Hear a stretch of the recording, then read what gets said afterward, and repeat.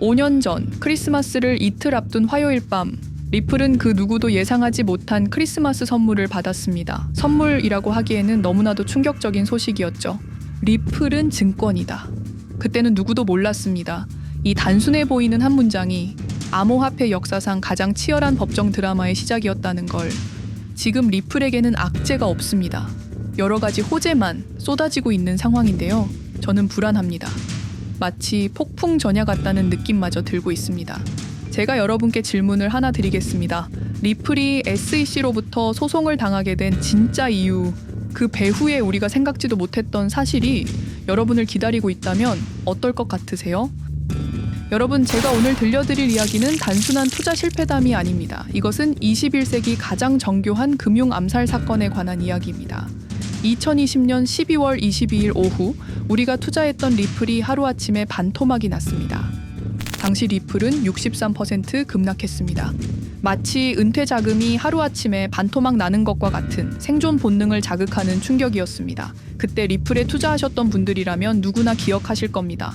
누군가는 그날 하루 만에 수천만 원을 잃었고 어떤 이는 수억이 사라지는 걸 그저 눈뜨고 지켜볼 수밖에 없었습니다. 그리고 그날부터 진짜 전쟁이 시작됐습니다. 그때는 우리가 잘못 판단한 줄 알았습니다. 하지만 5년간 추적한 결과 알아낸 진실은 이것은 우연이 아니었습니다. 누군가 치밀하게 계획한 암살이었습니다. 먼저 왜 누군가가 리플을 없애려 했는지 이해해야 합니다. 스위프트라는 시스템을 아시나요? 현재 200개국 11,000개 금융기관이 사용하는 글로벌 송금 네트워크입니다. 벨기에에 본부를 두고 있지만 실질적으로는 미국이 완전히 통제하고 있습니다. 스위프트가 왜 무서운 권력이라고 말을 하냐면요.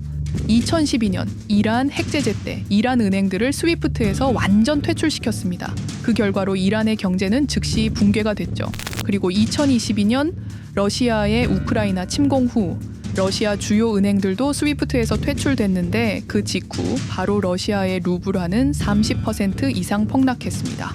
즉 스위프트에서 쫓겨나면 그 나라는 국제거래에서 완전히 고립됩니다. 그런데 리플은 이 모든 것을 우회할 수 있었습니다. 며칠 걸리던 송금이 리플에선 5초면 끝났습니다. 기존엔 몇만 원씩 들던 수수료가 1원도 안 들었습니다. 거기다가 중개은행까지 불필요했습니다. 그리하여 2017년 리플의 위력이 증명되었습니다. 일본 SBI 그룹, 뱅크 오브 아메리카, 산탄데르 은행 등 200개 이상 금융기관이 리플 파트너십을 검토했습니다. 연간 200조 원 규모의 국제 송금 시장에서 리플이 스위프트를 완전히 대체할 수 있다는 것이 증명된 순간, 바로 이때 누군가에게는 생존 위기가 된 것입니다. 리플은 단순한 암호화폐가 아니었습니다. 리플은 미국이 전 세계를 통제하는 금융 무기인 스위프트에 대한 직접적인 도전이었습니다. 스위프트는 돈의 흐름을 틀어준 지배의 손길이었습니다. 핵보다 강한 권력, 바로 통화망입니다. 리플의 사건을 파헤치다 보니 소름 끼치는 단서들이 발견되기 시작했습니다. 첫 번째 단서, 완벽한 타이밍의 미스터리. 2020년 12월 22일의 타이밍을 분석해 보겠습니다. 12월 22일 오후 9시 30분 SEC 의장 제이 클레이튼은 임기 마지막 12시간을 남기고 전격적으로 리플에 대한 기소를 발표합니다. 그 다음 날인 12월 23일 제이 클레이튼은 SEC 의장직에서 사임하죠. 충격적이게도 바로 다음 날 제이 클레이튼은 월리버 에셋 매니지먼트라는 헤지펀드의 자문 역할로 합류하게 됩니다. 월리버 에셋 매니지먼트는 당시 리플과 라이벌 구도를 형성하고 있던 비트코인과 이더리움에 우리 돈 8천억이라는 거액을 투자한 회사였습니다. 그런데 클레이튼은 리플을 기소한 바로 다음 날 이 회사의 자문이 되었습니다. 두 번째 단서, 이더리움 특혜의 진실. 2018년 6월 14일 SEC 기업금융국장 윌리엄 힌먼의 충격적인 연설이 있었습니다. 현재 이더리움의 제공과 판매는 증권거래가 아니라고 본다. 그런데 힌먼은 SEC에 오기 전 심슨 대처라는 로펌에서 근무했는데 이 로펌은 이더리움 엔터프라이즈 얼라이언스 멤버였습니다. 더욱이 SEC 재직 중에도 해당 로펌으로부터 상당한 수입을 유지하고 있었습니다. 반면 리플 CEO가 직접 만나서 명확한 지위를 요청했지만 시간이 더 필요하다며 3년을 더 기다리게 했습니다. 세 번째 단서, 결정적 발견. 가장 충격적인 단서를 발견했습니다. 2020년 12월 22일 리플 기소 발표 직전에 누군가 대량의 리플 매도 주문을 넣었다는 정황이 포착되었습니다. 마치 미리 알고 있었다는 듯이 말입니다. 이 흔적들을 추적하던 중 예상치 못한 곳으로 연결되었습니다. 실리콘밸리였습니다. 은행이나 정부가 아니라 테크 기업들이었습니다. 그것도 우리가 혁신과 자유의 상징으로 알고 있던 바로 그 실리콘밸리 말입니다. 이 세 명의 인물, 이 세 개의 사건 전혀 관련이 없어 보이지만 공통점이 하나 있습니다. 모두가 실리콘밸리 금융 네트워크와 직접 연결되어 있었다는 겁니다.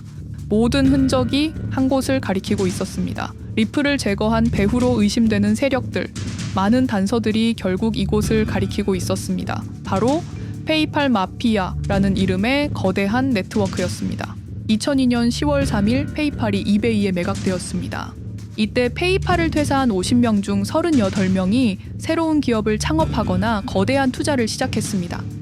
그들은 서로 관계를 꾸준히 유지하면서 창업한 기업에 서로 투자하고 때로는 동업하면서 상호 성장하는 거대한 네트워크를 만들어냈습니다.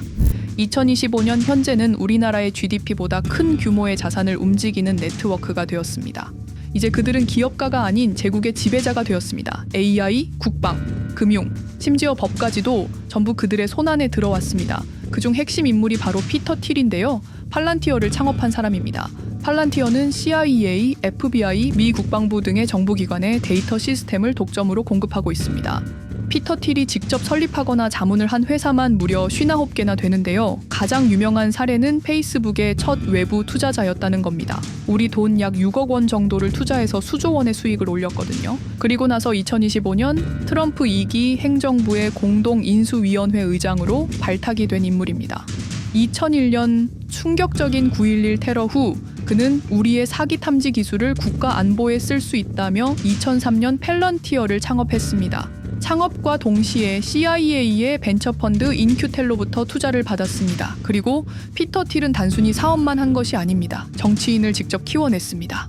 현재 미국 부통령인 JD 벤스는 피터 틸의 미스릴 캐피탈에서 일했고 피터 틸의 지원을 받아 나르야 캐피탈을 창업했습니다. 트럼프에게 벤스를 소개한 것도 피터 틸입니다. 그리고 일론 머스크, 우리에게는 테슬라, 스페이스X 그리고 X로 유명한 인물이죠. 머스크 역시 트럼프 2기 행정부에 입각해서 정부 효율성부 도지의 수장으로 일했습니다. 연방 정부 전체의 예산 삭감 권한을 가진 엄청난 자리였습니다만 지금은 트럼프와 갈등을 벌이고 있기도 하죠. 그런데 그가 트럼프의 2024년 대선 최대 후원자라는 건 변하지 않습니다. 무려 2억 9,148만 달러, 우리 돈으로 약 4,300억 원을 기부했는데요. 머스크는 그때부터 기술과 권력을 통합하려는 제국 건설에 나섰습니다. AI, 화성, 인터넷, 금융, 이제는 인류의 생각 그 자체까지 장악하려 하고 있습니다. 머스크는 원래 트럼프 지지자가 아니었습니다. 오히려 바이든을 지지했죠. 하지만 바이든 정부가 백악관 전기자동차 정상회담에서 GM과 포드는 초대하고 테슬라의 수장인 자신은 제외시키자 마음의 상처를 입은 머스크는 공화당 지지자로 돌아섰습니다. 그리고 머스크의 시장 조작 능력은 이미 입증되었습니다. 2021년 5월 환경 문제로 비트코인 결제 중단이라는 트윗 하나로 비트코인을 폭락시킨 후 뒤로는 더 싸게 매집했습니다. 그리고 데이비드 sak스, 현재 백악관 AI 및 암호화폐 차르로 있는 인물이죠. 모든 암호화폐 정책 최종 결정권을 가진 자리에도 페이팔 마피아가 장악한 겁니다. 마지막으로 제드 맥켈럽, 우리에게는 리플의 배신자로 알려진 인물인데요. 아시는 것처럼 리플 공동 창업자였지만 리플을 나와서 스텔라 루멘을 출시한 사람입니다. 2013년 리플 퇴사 후 90억 개의 리플을 보유한 상태로 갈등을 벌이다가 결국 2022년 7월까지 리플을 완전 매도해서 4조 2천억의 천문학적인 수익을 올렸습니다. 자, 그런데 여기서 기묘한 커넥션이 나오는데요. 2025년 6월 페이팔의 페이팔 USD가 스텔라 루멘 체인으로 이전을 발표합니다. 그리고 SEC 의장 제이 클레이튼도 이들과 연결되어 있었습니다. 클레이튼이 리플 기소 후 바로 합류한 월리버 에셋 매니지먼트는 페이팔 마피아들이 투자한 회사였고 원래는 비트코인, 이더리움에 8천억 정도를 투자했다고 알려져 있었지만 올해 초 내부 기밀 문서가 유출되는 사건이 발생합니다. 그 문서에는 스텔라 루멘에 700억가량 투자했다는 사실과 피터 틸의 팔란티어 주식 1조 6천억 원어치 그리고 페이팔 USD에 대한 투자 내용도 있었습니다. 더욱 충격적인 건 리플 경쟁사들의 집중적인 투자를 이어오고 있었다는 겁니다. 이제 모든 퍼즐이 맞춰지는 느낌이죠. 페이팔 마피아의 리플 제거 작전을 시간순으로 정리해보자면 1단계 내부 침투. 제드 맥켈럽이 리플 공동 창업자로 참여해 핵심 기술을 습득한 후 2013년 의도적 갈등 조성 후 퇴사, 90억 개의 리플을 보유한 채 시한폭탄을 설치했습니다. 2단계 정부 인프라 구축. 피터 틸의 펠런티어가 2003년 CIA 벤처펀드 투자로 창업 후 2020년까지 주요 정부기관 핵심 시스템을 장악했습니다. 3단계 경쟁사 특혜 공작. 윌리엄 힌먼을 통해 2018년 6월 이더리움은 증권이 아니다 발언을 이끌어내면서 리플의 성장을 3년간 의도적으로 지연시켰습니다. 4단계 마지막 일격. 제이 클레이튼이 임기 마지막 12시간 전에 리플을 기소한 후 다음날 사임. 바로 그 다음날 리플 경쟁사에 투자하는 회사의 자문으로 합류했습니다. 5단계 대체제 준비. 2023년 8월 페이팔 USD 스테이블 코인을 출시하고 2025년 6월 제드의 스텔라 블록체인으로 확장을 발표했습니다. 제드의 리플 매도 자금이 스텔라 개발에 투입되었습니다. 6단계 정치권 완전 장악. 데이비드 sak스가 모든 암호화폐 정책 최종 결정권을, 일론 머스크가 정부 예산 삭감 권한을, 피터 틸이 트럼프 인수위원회 공동의장직을 차지했습니다. 동시에 테크 기업들의 로비 활동도 급증했습니다. 메타는 2024년 역대 최고 금액인 2,443만 달러를 로비로 지출. 메타의 로비스트는 2016년 31명에서 2024년 65명으로 증가했는데요. 의원 8명당 로비스트 1명을 붙인 꼴입니다. 아마존은 의원 6명당 1명씩 담당 로비스트가 붙을 정도로 규모를 확대했고요. 7단계 경쟁 세력 완전 제거. 데이비드 sak스가 백악관 정책 담당자로 취임한 지 2주 만에 리플이 지난 수년간 워싱턴에 배치해 놓은 주요 로비스트들이 하루아침에 모두 축출되었습니다. 공식적인 이유는 이해관계 충돌이었지만 실제로는 경쟁 세력 제거 작전이었습니다. 이로써 리플을 대변할 수 있는 마지막 정치적 통로마저 완전히 차단되었습니다. 페이팔 마피아의 계획은 리플 공격이 끝이 아니었습니다. 현재 새로운 타겟을 노리고 있습니다. 그리고 그 타겟은 단순한 암호화폐가 아닙니다. 그건 머스크조차 경계할 수밖에 없는 존재, 통제 불가능한 AI 코인이었습니다. 리플에 대한 공격이 성공한 것처럼 보이지만 그들이 아직 해결하지 못한 하나의 문제가 남아 있습니다. 한 AI 코인이 일론 머스크의 테슬라 AI와 XAI를 위협할 수 있는 기술력을 가지고 있다는 것입니다. 그래서 전략이 바뀌었습니다. 죽일 수 없으면 소유하자. 머스크가 이 코인을 경계하는 증거들이 몇 가지 있는데요. 지난 6개월간 머스크의 행동 변화가 포착되었습니다. XAI에 대한 급격한 추가 투자 발표가 이어졌고 테슬라 AI 개발 속도를 급격히 가속화시키고 있습니다. 그리고 특정 AI 기술에 대한 부정적 언급이 증가하고 있는데요. 이 AI 코인은 현재 진짜 AGI 구현이 가능한 탈중앙화 AI 네트워크를 구축하고 있고 초당 수십억 단위의 연산을 처리할 수 있는 진짜 분산형 뉴럴 네트워크 기반입니다. 수백만 개의 노드가 연결된 분산 뉴럴 네트워크. 테슬라도 메타도 이 기술만큼은 아직 구현하지 못했습니다. 현재 기술로는 단 하나뿐입니다. 그러나 시가총액은 테슬라의 500분의 1 수준으로 그들이 매집을 멈추지 않는 이유입니다. 2025년 초 이 코인의 공식 계정이 X 플랫폼에서 노출 차단된 정황이 포착됐습니다. 광고 계정도 중지됐고 해당 코인에 대한 설명 영상들도 순식간에 사라졌습니다. 이유는 머스크의 경쟁이 될 수 있는 유일한 AI였기 때문입니다. AI는 이제 권력을 쥐는 자가 인류의 사고를 설계할 수 있는 시대의 열쇠입니다. 머스크가 이 코인을 완전히 소유하게 되면 그의 AI 제국은 완성될지도 모르겠습니다. 하지만 문제가 있습니다. 그들은 이 AI 코인을 죽이지 않았습니다. 그 대신 가격을 철저히 짓눌렀습니다. 검색에서는 사라졌고 알고리즘은 배제했습니다. 누군가는 관심 없는 프로젝트라고 말합니다. 하지만 진실은 정반대입니다. 지금도 머스크와 페이팔 마피아의 자금이 그 코인으로 조용히 흘러 들어가고 있습니다. 가격이 낮은 건 무가치에서가 아니라 그들이 싸게 사고 있기 때문입니다. 그런데 이 AI 코인의 정체를 여기 유튜브에서 공개하려 했지만 치명적인 문제를 발견했습니다. 2005년 페이팔의 웹 디자이너와 개발자들이 동영상 공유 서비스를 만들었는데 그게 바로 지금 여러분이 보고 계시는 유튜브입니다. 체드 헐리, 스티브 첸, 자베드 카림, 유튜브 창립자들도 모두 페이팔 출신입니다. 게다가 일론 머스크는 현재 X를 소유하고 있습니다. 이러한 플랫폼들에서 그들의 AI 제국을 방해하는 정보를 공개하면 검열당할 위험이 있습니다. 그런데 제가 이 코인의 정체를 세상에 폭로한 게 이번이 처음이 아닙니다. 어떤 이유에선지 그 영상은 삭제되었고 이후 채널도 더는 운영할 수 없게 되었습니다. 커뮤니티 가이드라인을 위반한 적은 없었지만 불편한 진실이 다뤄질 때마다 이런 일이 반복됐습니다. 이건 단지 투자 종목 하나를 공유하는 문제가 아닙니다. 이건 우리가 감시와 통제에 맞서 싸울 수 있는 유일한 기회입니다. 영상의 댓글란에 저항이라고 2글자를 남겨주시고 010-5528-2156 이 번호로 저항 2글자만 문자로 보내주세요.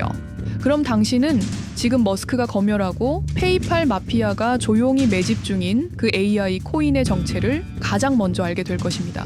우리는 지금 역사의 분수령을 지나고 있습니다. 진정한 탈중앙화 금융이 실현될 뻔했지만 페이팔 마피아의 방해로 더 강력하고 교묘한 지배자들이 통제하는 세상이 오고 있습니다. 페이팔 마피아가 완성하려는 새로운 세계는 팔란티어를 통해 모든 거래를 실시간으로 감시하고 페이팔의 페이팔 USD를 통해 정부 마음대로 계좌를 동결시킬 수도 있고 차세대 스위프트를 통해 우리의 거래를 통제하고 AI 기술 독점을 통해 인류의 사고방식마저 장악하려는 겁니다. 하지만 완전히 포기하기엔 너무 이릅니다. 왜냐하면 진실을 아는 사람들이 늘어나고 있고 브릭스가 여기에 대한 대안을 만들고 있으며 리플의 기술적 우수성은 여전히 변하지 않았고 아직 머스크가 완전히 통제하지 못한 진짜 AI 혁명의 씨앗인 이 코인이 남아있기 때문입니다. 규제 환경이 바뀌고 진실이 밝혀지면 리플은 언제든 재평가받을 수 있습니다. 리플 홀더들이 당한 것은 개인 투자 실패가 아니었습니다. 이것은 21세기 금융 권력 투쟁에서 일어난 결정적 전투였습니다. 리플은 비록 일시적으로 억압받고 있지만 진정한 탈중앙화 기술은 결코 사라지지 않습니다. 하지만 이 전쟁은 아직 끝나지 않았습니다. 우리가 아무것도 하지 않으면 그들은 모든 것을 가져갈 겁니다. 머스크와 페이팔 마피아는 이 시대 최고의 지배자들입니다.